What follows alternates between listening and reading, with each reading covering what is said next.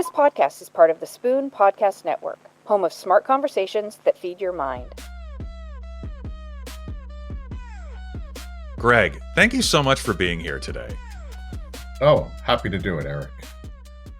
So, in my opinion, you've been at the forefront of food and agriculture innovation policy for decades at this point. And you've had an interesting career that spans not only the US government, but also the nonprofit sector, advocacy, and working with industry leaders too. You and I go back quite a ways on a couple of issues back when I was at FDA. And we can talk about that. What led you to this particular career path, and why have you stuck with it? Well, it's funny. When you're going through it, you don't know that there's a path necessarily, but when you look back on it, you're like, oh, wow, this built upon this, built upon this, built upon this. But I guess, it all started for me back in college. Um, I was very interested in science, and probably my natural talent was in science and math. My ability to learn that, and I loved science, but I didn't like being a bench scientist. And at the same time, I really liked policy, and so I grew up in a house where my father was a lawyer. We talked about the New York Times and what was on the New York Times every day at dinner, and he was involved in politics and policy and government, and so he influenced me. And so when I was in college, I sort of became interested in sort of the relationship between science and technology and law and regulations, and how does innovations or changes in science and technology force laws and regulations to change. And so I actually did my college thesis on recombinant DNA research and the question of regulation way back when, and became interested in this issue of both looking at it from the scientific perspective but also from the policy perspective. And so then everything I've done in my career to some extent has been at that intersection of understanding this sort of academic issue, exercise of how are laws and regulations and policies forced to change and adapt to new technologies, new science, new inventions, and things like that. And so, after college, I went and worked for the Office of Technology Assessment in the Biological Applications Program, which was at that time doing the foremost studies on biotechnology and genetic engineering and how that technology, which was at its infancy, would move forward. I went to law school and wrote a law review article about that. I became an environmental lawyer, which was an obvious way to engage with, again, how do you adapt science and technology and law and policy. Ended up clerking for the New Jersey Supreme Court, which had at that time had done the Karen Ann Quinlan decision, which was a right to die case. And again, how do you deal with life-sustaining technologies, and how does law adapt to that? Um, you know, those type of things. And then I went to work at the Department of Justice as an environmental lawyer, trying to get polluters to clean up and to be engaged with the science around, hazardous waste and Clean Air Act and Clean Water Act and things like that. I didn't love being a litigator. I felt I spent too much time fighting with lawyers over legal procedure and not enough time working with scientists on the science and on, the question usually wasn't, did you pollute or what did you pollute? But it was like, can I take this deposition, or can I get this question answered, or can I strike this defense? And that wasn't as much fun to me. So I went over to EPA and did more policy there, bringing a bunch of cases against coal-fired power plants. And there I sort of was still doing legal work, but I was running a team that was putting the science behind those cases together, doing the calculations, how much emissions were emitted, and so forth and so on. And so I did that for the first part of my career, working in the government as an environmental lawyer. And then I went over to Center for Science and Public Interest, heading their biotechnology project, sort of going back to that issue that I had worked on in college and in Congress and hadn't really worked on in 10 years. And that was, fun to do. And again, it was all about how do we understand the science? How do we set up good policy that ensures safety while also ensuring safe products move forward in the marketplace? How do we get consumer acceptance around that? How do we do this both internationally and internationally, as well as other innovations, whether that was cell cultured meat, whether that was cloned animals, but there was nanotechnology in food. And so I became, again, very interested in sort of all these different new technologies and how do we bring those into the marketplace? How do we regulate or set policy around those? How do we get consumer acceptance? And so worked on that for a long time and then went to USDA, which was sort of an opportunity to work with the secretary as the chief regulatory officer. That was my regulatory background, my legal policy background, but also working on a number of substantive areas such as biotechnology, bioeconomy, biofuels, food loss and waste, food safety, and again, getting involved in that intersection. Probably a longer answer than you wanted. That's a perfect answer. I want to touch back on something you mentioned at the beginning. One, because I think it's instructive. Recombinant DNA. One, how do you define that? Because I think some people here may not have heard that term, but like maybe are familiar with its products and how it's been used in food. And second, what since you were there at its inception and it's sort of a watershed moment in sort of food science, I think in molecular biology and just in general medicine included when that was discovered. Could you take me through sort of how it was viewed at the time to what we've learned since then in terms of its application in food systems and what have you? So as all living creatures, all living things, animals, plants, everything has DNA as the code of life. It's a molecule, a chemical molecule, and then recombinant DNA is the ability to alter that, to manipulate it, to cut it, to rearrange it, to change the current code as it exists. And so when we talk about recombinant DNA, it's a matter of how are we altering that DNA? And in most cases, the alteration is supposed to be for a beneficial trait of some sort. So some beneficial trait to that organism or to a product that's produced from that organism. Right. And we've used it. It is won Nobel Prizes. It is the basis for most modern genetic engineering, and it is used and found in many foods we eat. And you worked on a lot of the on the policies that are related to its use and deployment and safety in food. I'm curious how how people's views on it, because as a technology it's changed. We know so much more about recombinant DNA technology than we did when it was first invented, and there were some genuine concerns when it was first discovered. How did Right. that play into your work? I think when it first came out, there were all kinds of reactions to it. I mean, there were uh, views that we were playing God, that we were sort of changing the code of life, that this was unnatural in some way, that we didn't know what we were unleashing, that we would unleash an organism that would be able to, eat up all other organisms, type of thing. That would sort of cause havoc in the ecosystem. And so I think initially people didn't understand. They knew it was very powerful, but they didn't understand, therefore, what the implications would be to that. I think now, with hindsight, as we've regulated it and we've had products come to market over the years, people have realized that that some of those fears that existed to begin with don't exist anymore. That you're not going to take a corn plant that's already highly domesticated, that has 10,000 or more genes, alter one of those genes and somehow turn a corn plant into some wild weed that's going to take over the Amazon jungle or something along those lines. It's a highly domesticated crop, and if I threw corn seeds out my window into my backyard without fertilizer and a host of other things, they wouldn't grow. If maybe they might grow one year, they clearly wouldn't grow multiple years. And so, so I think we've learned there were some legitimate concerns about how these would interact with the environment and whether they would outcompete other organisms, sort of based on like a Darwinian theory and so forth. There were concerns that we might be adding a toxin into a product or an allergen because we might be producing a new molecule, maybe a protein or some other molecule that wouldn't normally be in the diet. And I think we've been able to, through regulation, through science, and through thoughtful people, been able to figure out a series of tests and a series of things that we can do to minimize the likelihood that those risks occur in products that have now made it to market.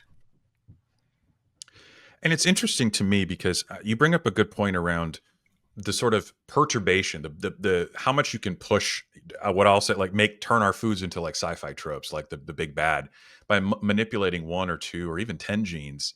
Um, People don't realize genetically engineered foods of plants, animals, microbes, whatever, are almost always incredibly dependent upon human husbandry. Like their lives and their abilities to exist are often precariously balanced by the humans that invented them, and they would not survive. They're biased towards non-survival in the wild per se. They require a lot of intervention. I think that was sort of the most surprising thing to me when I became a regulator, was realizing scientifically the concerns that most people had really weren't for them escaping. In fact, it was the opposite. How are you going to keep them alive? It's expensive in many cases. I'm curious how this decision you had around and looking at our DNA, recombinant DNA, affected your view on the intersection of the law and science, which, basically that little overlapping Venn diagram is policy, in my opinion. How do you view those two somewhat opposing forces coming together in your line of work? I'm not sure I would call them opposing forces. What I would say, and I think what my college thesis, and we're going back a very long time, sort of said was that the policymakers didn't really understand the science, and the scientists didn't really understand policy and regulation. And so you had people talking past one another, not talking to one another, and they use different definitions and they use different terms. And so that doesn't make for good policy or good solutions.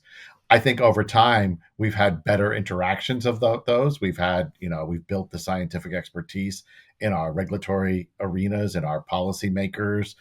We've been had better interaction with the scientists who were at the cutting edge of things, and so I think we've done a good job. I spent a lot of time over the last 15 years working in Africa and sub-Saharan Africa and Southeast Asia, working with their scientists and their regulators. And one of the things I did in many cases was build technical capacity for both of them, teaching lawyers what is biotechnology, what is a gene, what is genetic engineering. They didn't know those terms, and teaching scientists how to better communicate and understand how policy's made so that they could interact.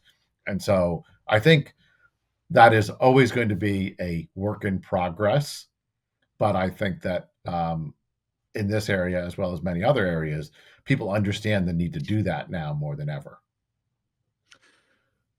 Do you think that the sort of average person listening to this, average consumer, has a conception of sort of like for example, the value or the understanding of the science that goes into making their food? And if so, like, what are we doing right? And if not, what can we be doing better?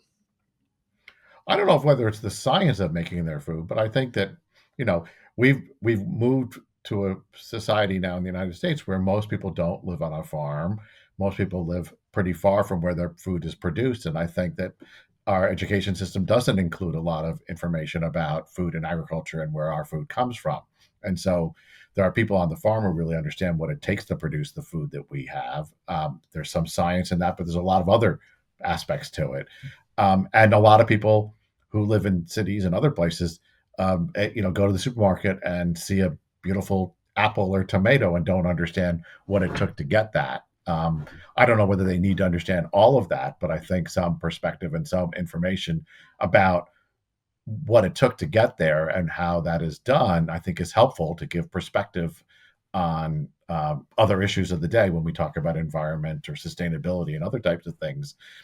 To do those in a vacuum, I always used to say uh, that we all thought about the sort of ideal, what you learned in grammar school was sort of the farmer who has these two beautiful cows and has a red barn and is wearing a straw hat, and this is the sort of quintessential picture of a farm, and that's not what it happens in reality.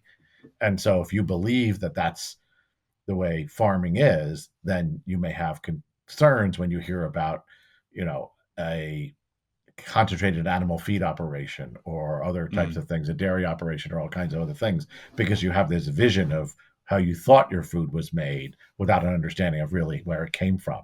So I think it is helpful, and I think we should have more education in our schools and through other institutions to teach people where their food came from and what it takes to produce the food that keeps them, gives them both subsistence as well as enjoyment. I agree. I think that I remember distinctly when I was at FDA that we would, and you knew this, you've worked at federal agencies, like you often hear think people's fears and what they're scared of happening more than you hear you're doing a great job. We get it. We get why you're doing this, FDA or USDA. And I think that maybe that's a vocal minority in some cases. I think sometimes it's completely valid criticism of policies. But it also led me to believe that maybe people really are focusing on very incorrect science or misinformation in policy, and are in some cases very, when confronted with it, potentially distrustful of innovation in food. Because I'm not saying this is true of all things, but I'm curious what your thinking is and your thoughts are on what what do you do? What have you seen work in terms of easing people's minds around why innovation in food and food policy is beneficial? Well, first, I want to say that I do think Americans embrace innovation. And I think we see that all the time. People, cell phones and all kinds of other innovations have been embraced tremendously. And I think we as a society are constantly looking for the next innovation. And we have great scientists who are doing that. We have great support by the federal government and our universities and others to do that, both in and outside of food and agriculture and in other different areas. I think in food, one of the things we have to think about is why do we eat? And we eat for a number of different reasons. I mean, one of them is for subsistence. We need nutrition, we need calories to live and survive. But we also eat for lots of other things. We eat for social reasons. We go out to dinner with friends. We eat for cultural reasons. We eat for religious reasons. We have religious uh, ceremonies and religious dinners and things like that. And so food is tradition to some extent. You eat what your parents ate or what you were exposed to some extent, not exclusively, but and so things that you're familiar with. And so anything that's not familiar, we tend to be hesitant to. I don't know if you have kids, Eric, or not, but I have three children, and when my kids were young, and you try to give them a new food, their knee jerk reaction is no. It's always easy to say no to something. And then later on, you can change your mind. But if you say yes, you don't know what you're getting into. So when I taught my kids first to eat salad, they're like, no. But we had a salad on our table every single day. I ate salad every night for dinner because I lived in a family that ate salad every night for dinner. And over the years in elementary school, my kids started eating salad. And now my kids eat salad every night with their dinner, the way I eat salad every night with my dinner. And so, something has to become familiar. We tend to shy away from things that aren't traditional. If you're an Asian, you live in an Asian country, they have a whole different variety of fruits and vegetables than we have here. Those have a whole different taste profile than we have in the United States. They think many of our fruits and vegetables are too sweet. We might think that many of their fruits and vegetables are too starchy or have a different taste. But if you went and lived in those countries and you tried them over time, you would become familiar with them. And so I think, any new in food, let's forgetting whether it's innovation or not, takes some time for people to get used to. I think that there are three things that overcome that fairly quickly: something that tastes great, something that is convenient, and something that is at the right price. So if you have things that are at the right price, they're convenient, and they taste really good, people are going to adopt it really quickly. If things aren't fit into those categories, then people are going to be hesitant about it, no matter what the innovative food is, whether that's just a new fruit from another part of the world or a new food made from a new technology. In that vein, of the things you've seen, worked on, or just are aware of, what of the most recent food innovations you've seen, or food processing or production, what seems to be the most promising to you? And it could be plants, animals, precision fermentation, whatever you're seeing, or just a modernization of an existing method.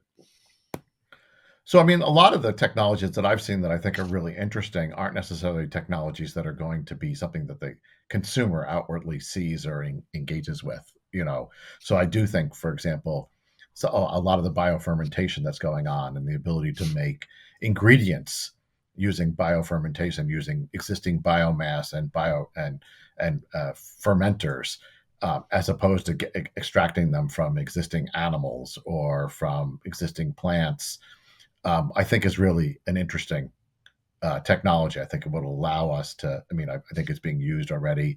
You know, they can produce some of the uh, molecules from milk, casein and whey, for example, and produce non-dairy ice creams that taste like ice cream because they have those particular components in them. And so I think those are opening up markets for, you know, somebody who has a dairy allergy, who might not be able to eat things, or somebody who's a vegan who doesn't want to eat dairy but wants to get the taste of something.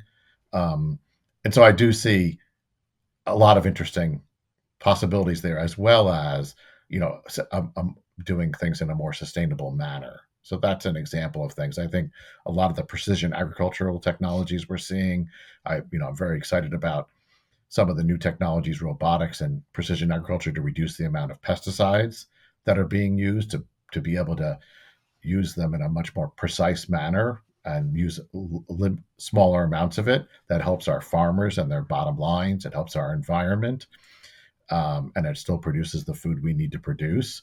So I think there are a lot of interesting technologies out there. I think gene editing has great potential to provide genetics that increases the resilience of some of our crops to climate impacts, to weather events.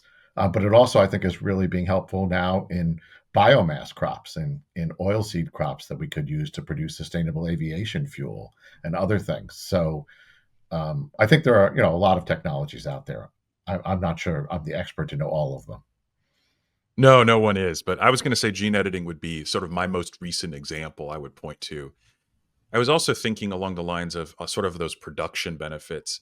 The thing that I'm kind of most excited about, and this is early days, so I don't know if it'll pan out, but I hope it does, is the cost reductions that cultivated meat has demonstrated, um, has reduced the ability to produce what typically would be done in a biopharmaceutical, an antibody production.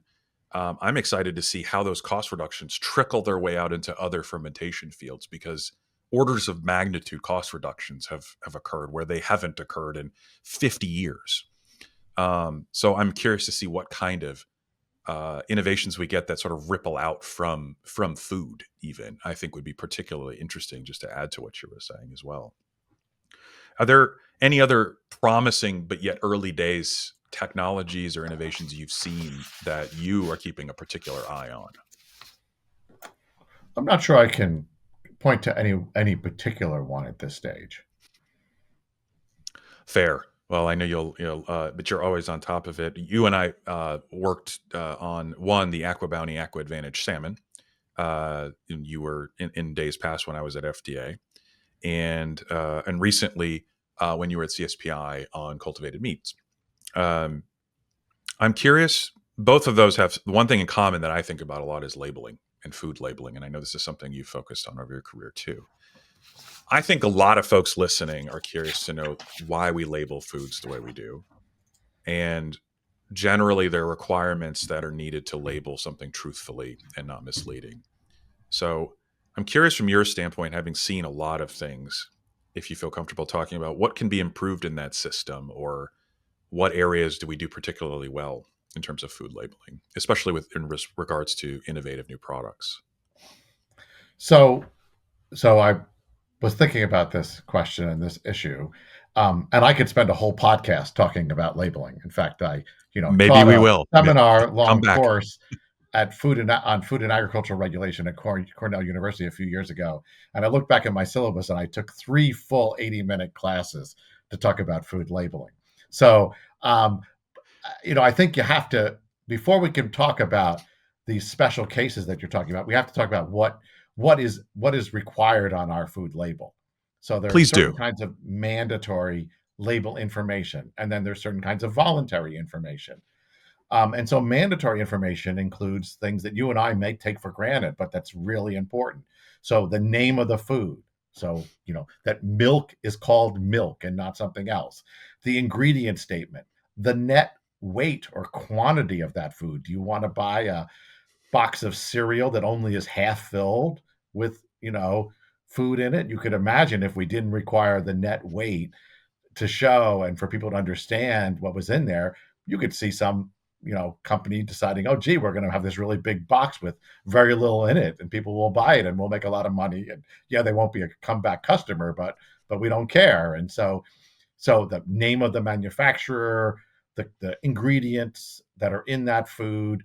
Again, what's the importance of ingredients? People want to know those for a lot of reasons. But if I'm going to buy carrot cake mix, I can look and see how much carrot is in that carrot cake mix by the list of ingredients and so forth. So, there's that sort of what I'll call some of the mandatory information. A lot of that is to prevent fraud. It is to, so people have accurate, truthful information about what they're purchasing.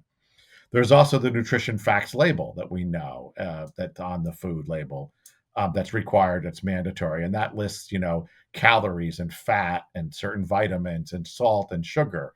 And that, is important to consumers for the nutritional quality of the food. But it's also important for health. If you're a diabetic, you may want to know how much added sugar is in a food. If you're somebody who has high blood pressure, the amount of salt in that food could be very important to you. So that's a second category of mandatory information. We also have mandatory allergen labeling. So if there's a potential allergen, whether that's a peanut or eggs or shellfish or wheat or something, manufacturers are required to put that on the label.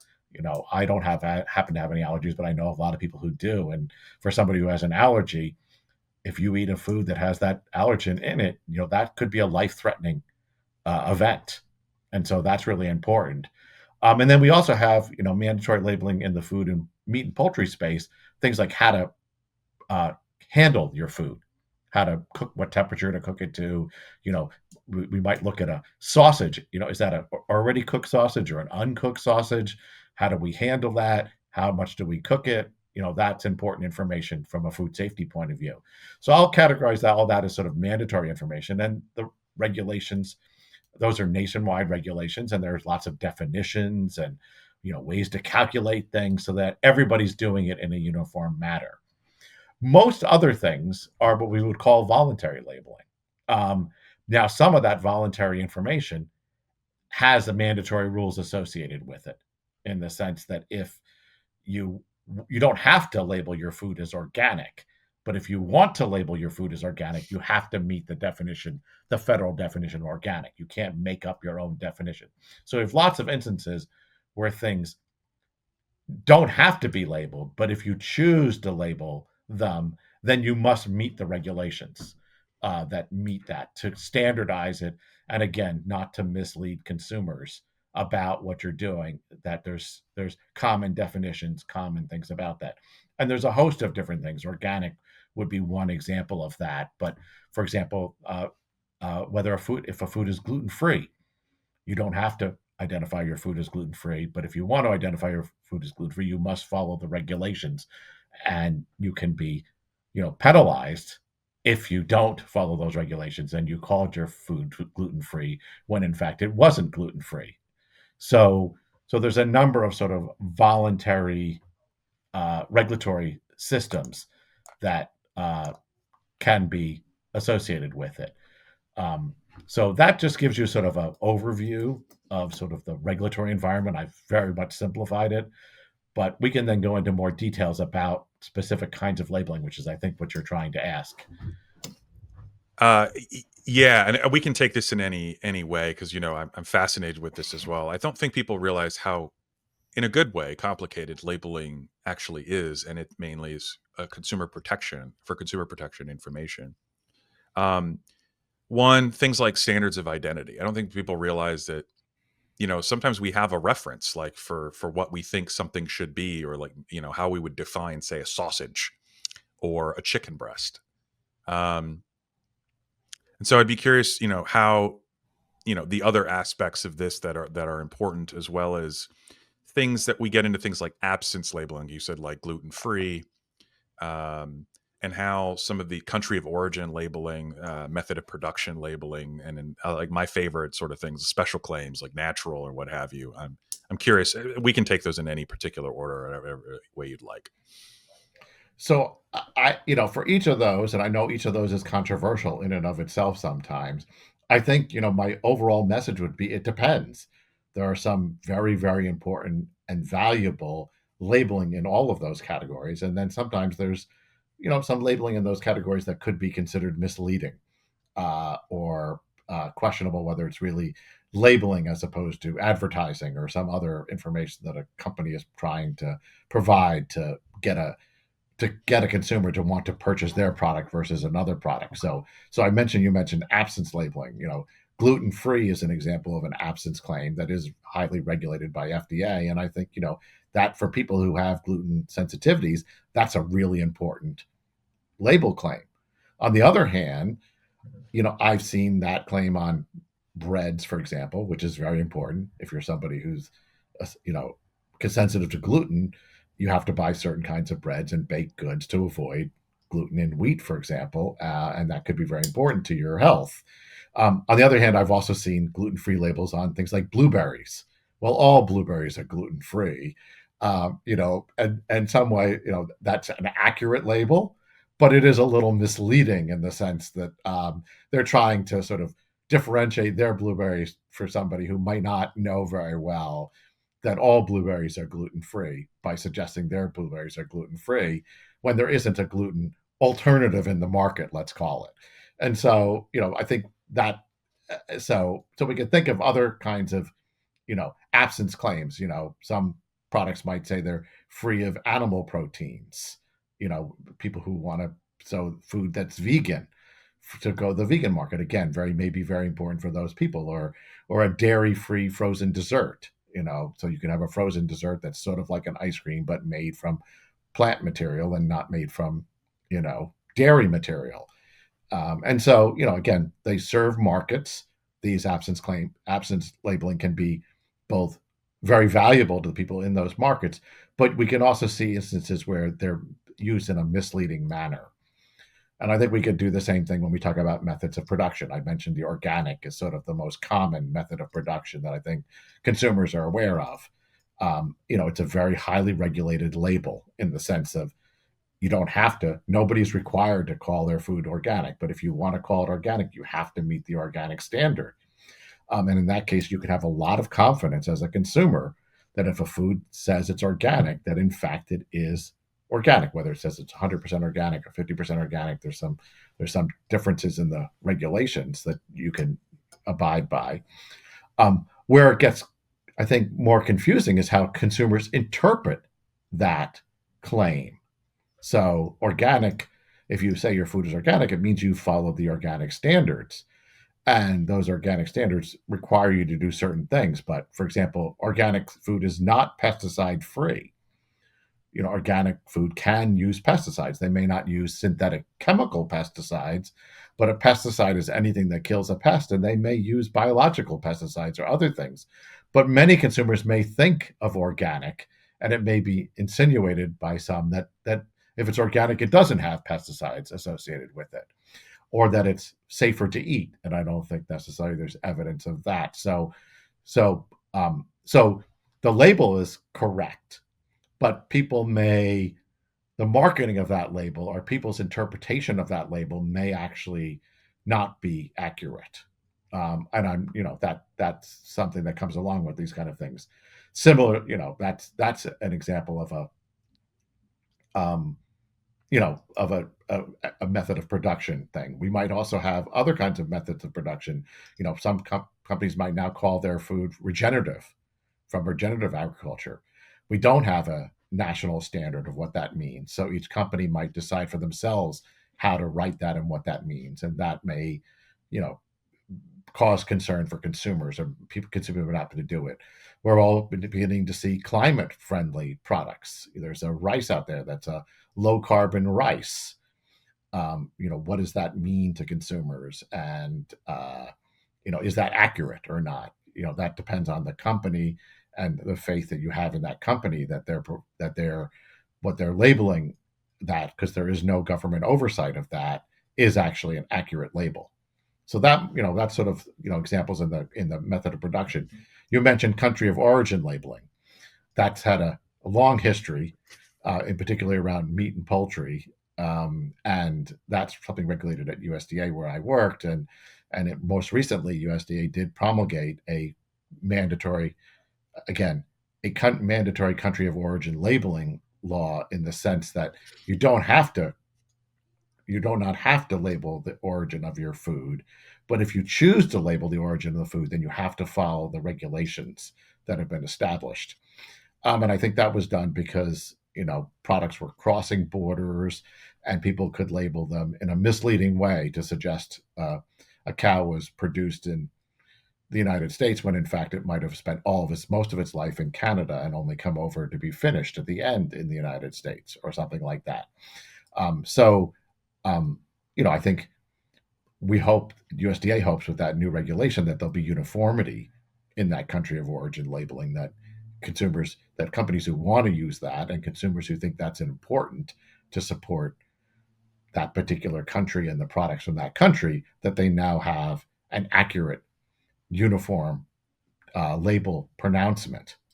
But we also see country of origin labeling, fruits and vegetables. We might see that our pineapples come from Costa Rica, or our avocados come from Mexico.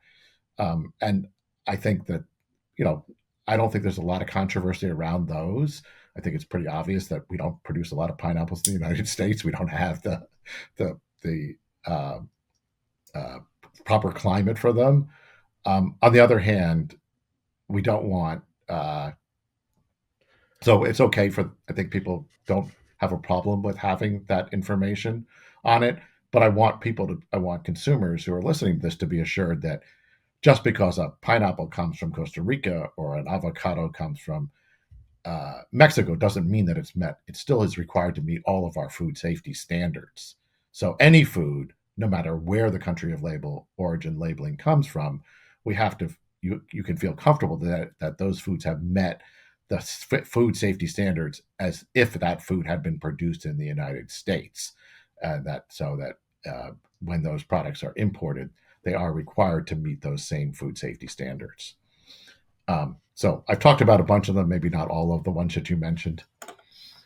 Yeah, I'm thoughts you have on something that has pops up, I think, for a lot of people, is non-GMO or non-GMO project certified. I know that's a certification; it's not the same thing, but do you have any thoughts on things like that on food labels, and relative value or not? So first of all, bioengineered content is required to be labeled. Congress did pass a Correct. law, and so if a food has bioengineered content, and we can sit here and go through the details about what that definition and so forth on is, that would probably take too long. But they are required to put that a product is bioengineered. And I've gone in the supermarket and found a number of products that do list in the ingredient list that one or more of those ingredients are bioengineered. It's not necessarily prominent. It's not out there in bold letters and red with a big skull and crossbones or something like that. But they are products that are labeled that way, and I have not heard anything that suggests that consumers are not buying those products because of that label in those companies that do have that information out there in the supermarket or online on their websites, as they're required to do. There is something called the Non-GMO Project, which is sort of a private certifier that's certifying that products don't have GMO content in them. I think they, probably do a pretty good job at self-policing the industry to make sure that those are accurate. I don't really have a lot of reason to believe that those aren't accurate, in the sense that those products haven't used crops that were genetically engineered with them. I do think that some people think that they're misleading because they suggest that by having that, they suggest that foods with bioengineered content are somehow less safe or different from products that have that don't have GMO content. And I think there's no evidence to suggest that. But there clearly has been a market for those products, and there is a certain number of companies that have felt that is an important thing to put on it.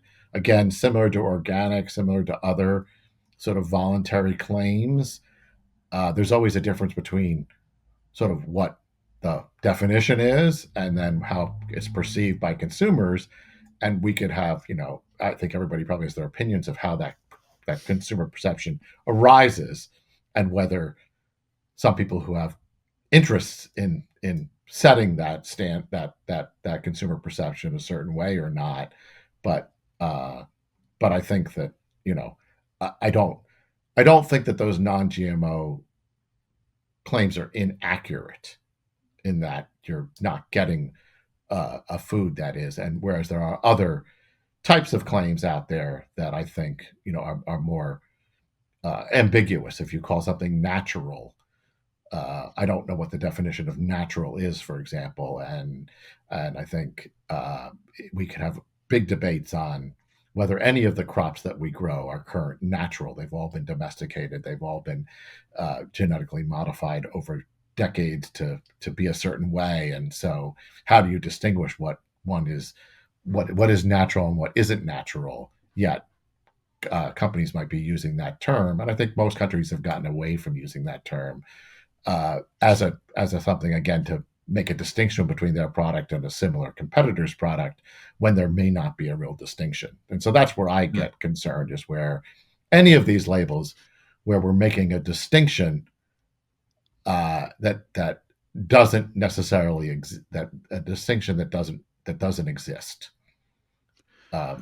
With, well, with that in mind, is there anything you would change? You have the authority to do this today for all food products or for a subset. What would you add, or like, would there be any dimensions to a food label, or food labeling in general as a concept that you would alter today to make it better for consumers? Like, if you had the policy wand you could wave today and change it the way Well, you'd like. I mean, at the end of the Biden administration, FDA did issue a proposed rule for front of package labeling. Now we can disagree on the details about whether that one really went far enough, or went too far, or didn't go far enough.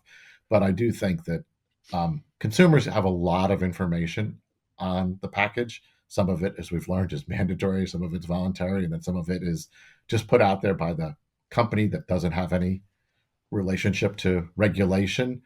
And so it's hard, I think, for consumers to find the most important information.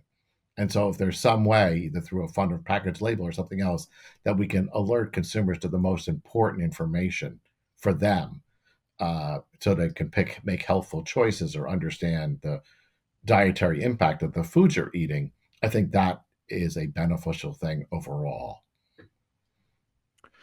And the other aspect of this, and one of the things, again, I admire a lot in you, is that you have also focused quite a bit on a lot of novel technologies and how they would integrate into the food system. Notably, where we overlap is in genetically engineered foods. I'm a genetic engineer.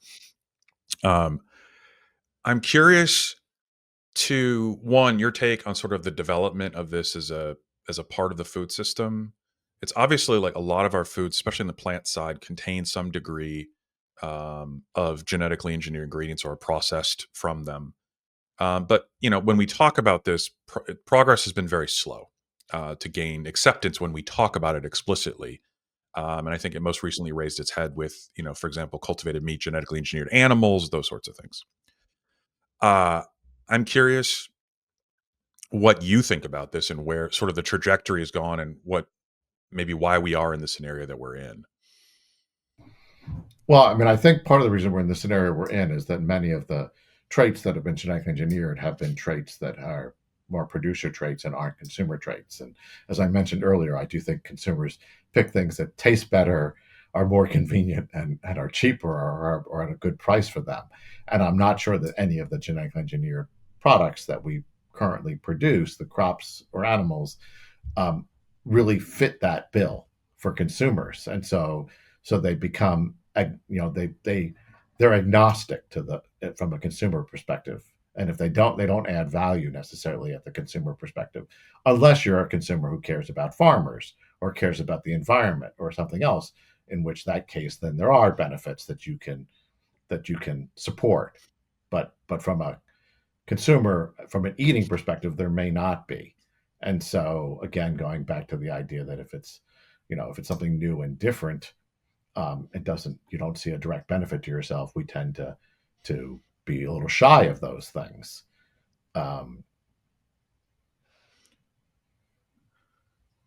So is it fair to say that um, GE and GMO foods, whatever, might have more success if they presented a value proposition directly to the consumer, like this increases the protein content in this meat, or this provides you 100% of your vitamin C. It's like this modification directly ties to a direct consumer benefit.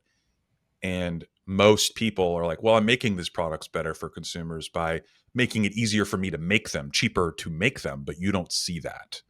I feel like it's almost like hiding the ball in some ways. But I'm curious, is it fair to say that that's sort of the tack you think would win consumers over on genetically I think engineered that would food? help. I mean, I remember once earlier in my career, I was meeting with a wheat farmer, and he was sort of explaining to me. He's like, he had a great sort of example. He's like, here's a loaf of bread. Guess how much I got paid for the wheat that was in that loaf of bread?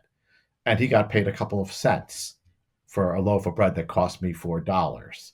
That most of the value proposition for that wheat, that bread was in the transportation and the processing and the advertising and the getting it to the supermarket and everything else.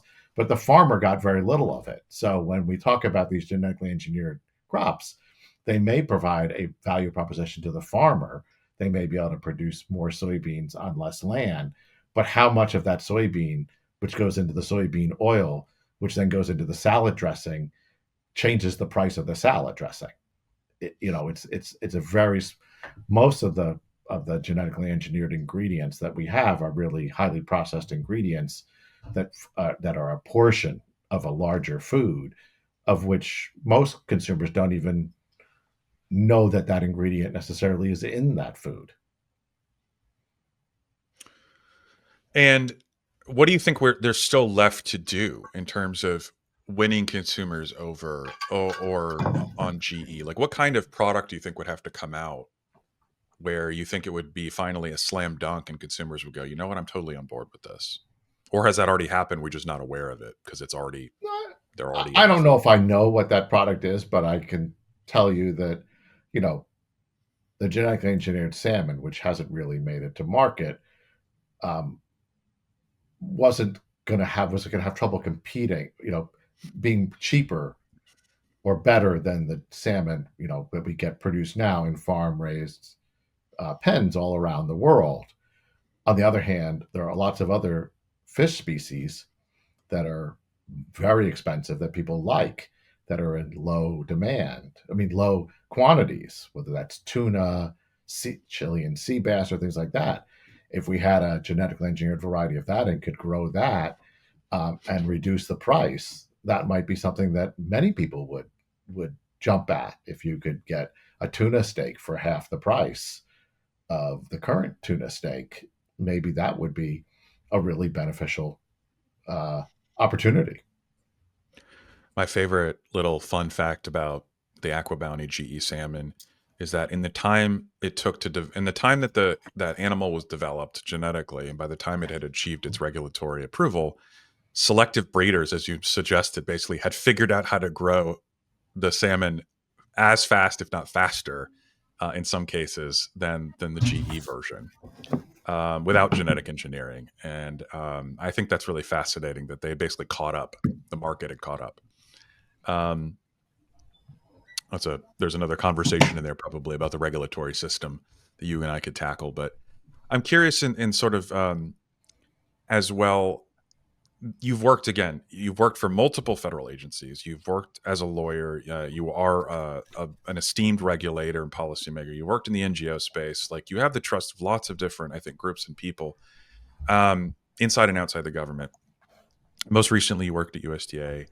What aspects of the work that you've done in your career so far has been the most rewarding, or that you're most proud of?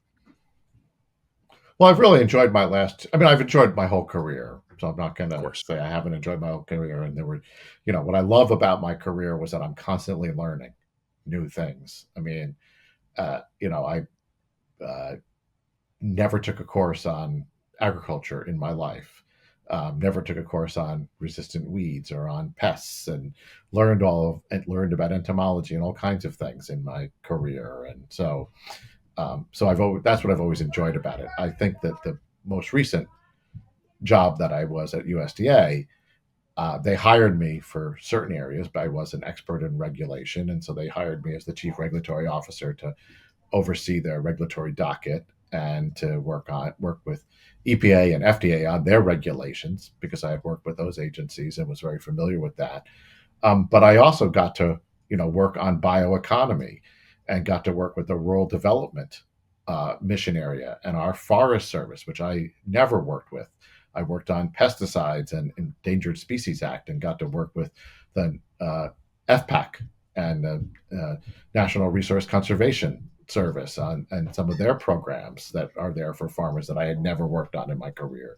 And so, what I loved about working at USDA was that I both worked on areas that I was really very expertise with a lot of expertise and experience in, but I also worked in a number of areas where I was learning new things for the first time, but applying, my general skills and knowledge and my overall experience in Washington to those new problems, but in a new subject area.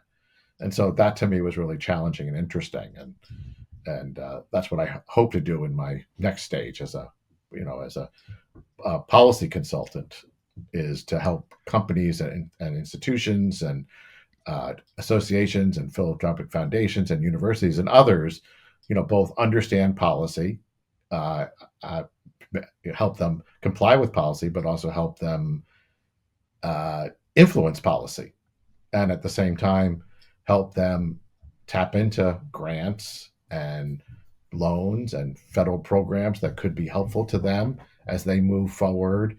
And by doing that, hopefully both work with a group of some institutions or some actors who are in the spaces that I'm very knowledgeable with. Maybe that's biofuels, maybe that's food loss and waste, but it also might be areas that I'm not so knowledgeable with, but I can apply the skills and experience that I have to those new problems.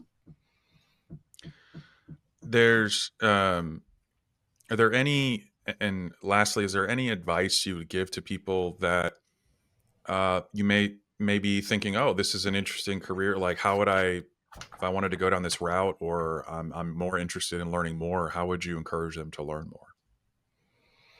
So, I mean, I think that um, when you're moving through your career, I think it's one, being open to new opportunities. Take chances. Go out of your comfort zone, try new and different areas, and just be somebody who constantly wants to learn, and constantly, don't be afraid of a new topic that somebody, boss comes to you and says, hey, I'll give you an example. In my current at USDA, I became the lead for PFAS, forever chemicals. Only thing I knew about PFAS was what I had read in the Washington Post and the New York Times, and heard on the CBS Evening News or PBS. I was, a knowledgeable, educated person who understood knew what they were, but I really hadn't delved into them. And here I was thrown in, and they said, "Hey, Greg, you have a lot of experience working with EPA. You have a lot of experience on toxics and other things. We'd like you to lead and manage, and go to coordinate and strategize over our what we should be doing in PFAS." And that, engaged. So I had to learn a lot more. I had to talk to a lot of different agencies, both within USDA and other agencies around the federal government, find out what everybody's doing, figure out what the problems that were out there for PFAS, for agriculture, for farmers, for food, and then think about, given our different programs that we have, how we might engage on that. And so it was a big learning curve, but it was really exciting. And so, my advice to people is, when given those opportunities, embrace those opportunities. may not always pan out, but they may actually be some of your most rewarding work that you do, can be in areas that you weren't expecting to work in, but an opportunity arose. Whether hopefully it's not a crisis. Sometimes it is a crisis. Hopefully it's not a crisis that you are thrown into. But I think that to me has been really exciting to me, and I think my work in the bioeconomy, and that's why when I talk to people about my consulting business, one of the areas I really want to work in is the bioeconomy space. Can we use biomass to create new and different bio-based products? Can we make agriculture more sustainable? Can we help with climate? Can we help rural economies? It's sort of a win-win-win situation, and that's exciting to be part of. Well, listen, Greg, it has been a pleasure to be in your shadow for the last couple of decades. I really appreciate the work you've done. I know a lot of people do, and I want to thank you again for coming on the show today.